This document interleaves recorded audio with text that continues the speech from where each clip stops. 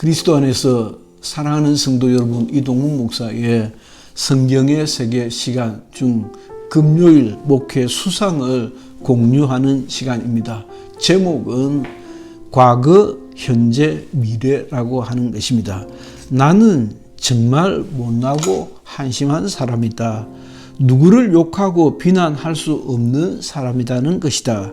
그러나 때로는 그런 유토피아적인 말은 잠시 밀쳐두고자 하는 마음이 일어나곤 한다.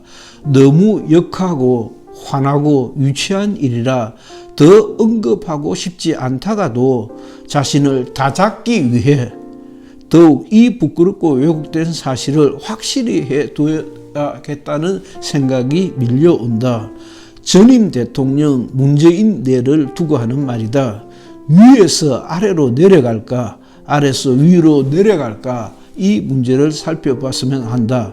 위에서 아래로 내려가기보다는 아래에서 위로 올라가는 것이 옳다 보인다. 장류 유서가 그렇지 아니한가? 먼저 그 아들 문땡땡이라는 사람은 정신이 올바른 사람인가를 묻는다. 인간 댐댐이가 그 정도밖에 되지 않을까? 그 아비와 어미가 그렇게밖에 가르치지 못했을까? 어떻게 무슨 말을 하며 키웠길래 그렇게 감각이 없고 뻔뻔할까?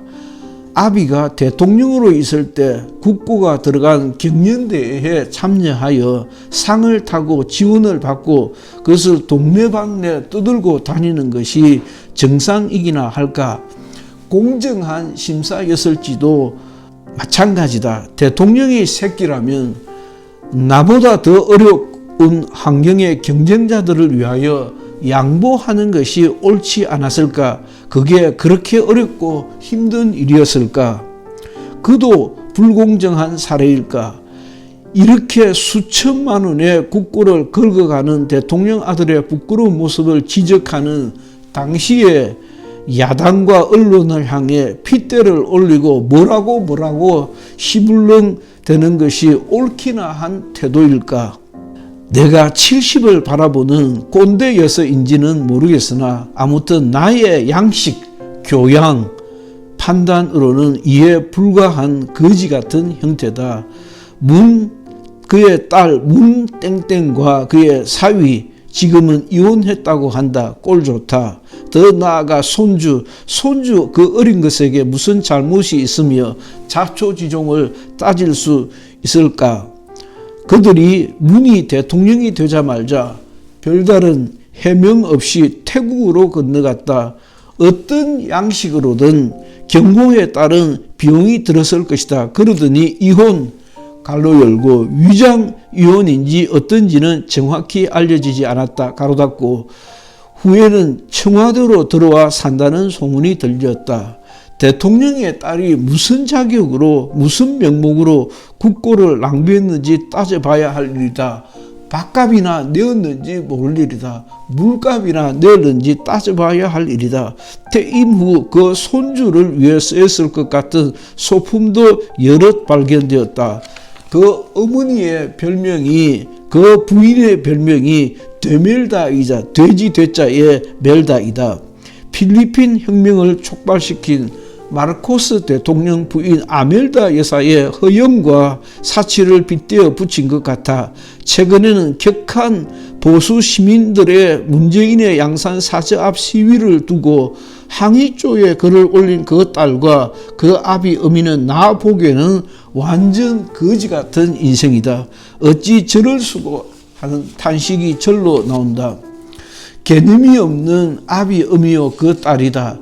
어쩜 그렇게 수준 이하의 길을 걸었을까 의아할 따름이다. 현 대법원장이란 작자가 아들 며느리가 그런 전례를 보이더니 배웠나 보다. 배워도 더러운 것을 배웠다.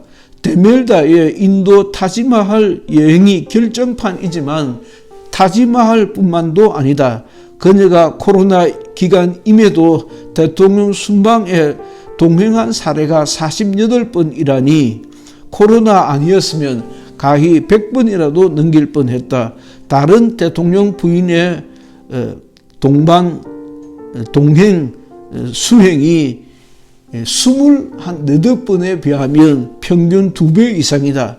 그녀가 보여준 버킷리스트, 평생에 가보았으면 하는 리스트지요. 관광은 국내를 넘어 세계의 조롱거리가 되었다. 어마무시한 금액이 예상되는 의상비와 화려하고 사치스러운 장신구들은 누구의 돈으로 샀을까? 무슨 돈으로 샀을까?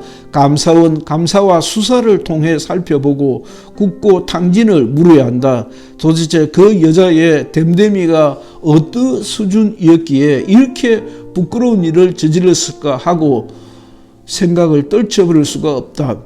대통령 부인이 뭐라고 대통령 휘장이 붙은 전용기를 타고 공식 수행원이면 2,500만 원이면 될 일을 수억 원을 들여서 청와대 쫄개들을 데리고 다니며 놀았을까? 왜 언론이 이 추잡한 사실에 대하여는 침묵하는가? 데멜다 여사의 민낯은 돈 문제만도 아니다. 시비를 걸려 하면 밑도 끝도 없을 정도다. 세계 곳곳을 다니며 보여주었던 못난 모습들은 대한민국을 많이 부끄럽게 했다. 이 모든 것의 배후에는 사회주의자, 공산주의자, 엉터리 지도자 문재인이 있다. 지난 정치 역정 중 왜 괜찮은 국가관과 교양과 상식을 얻지 못했을까? 그렇게 쇼통만 부리도록 교양과 의식의 깊이가 천박했을까? 그는 내 가장 가까운 외사촌 형님과 고등학교와 대학의 절친이다. 그러니까 고등학교 대학의 절친이면 절친의 절친이라는 말입니다. 내가 애써 그를 욕해 덕볼 것이라고는 없다. 어쩌면 그 외사촌 형님의 입을 통해 목사로 살아가는 고종사촌인 내 이야기도 한 번쯤 들어봤음직하다. 완전 거지 같은 인생이 어떻게 청와대 수석 비서실장을 거쳐 국회의원 대통령까지 해먹었다. 왜 이렇게 이상한 짓, 못난 짓만 했는지 알다가도 모를 일이다.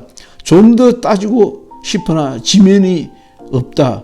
세상의 지위가 무슨 의미가 있겠는가? 그렇게 부끄럽게 살아서 뭐 하겠는가 싶다.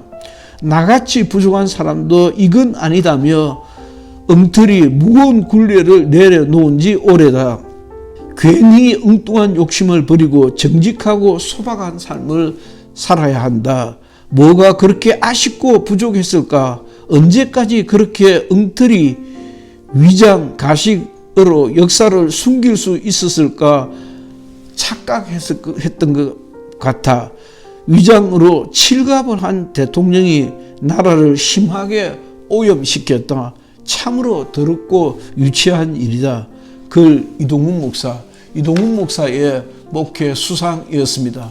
저는 때마다 이렇게 따끔따끔 이제는 좀 잊어버리고 살고 싶기도 한데 나라의 형편에 대해서 안타까워하는 글들을 자주 씁니다.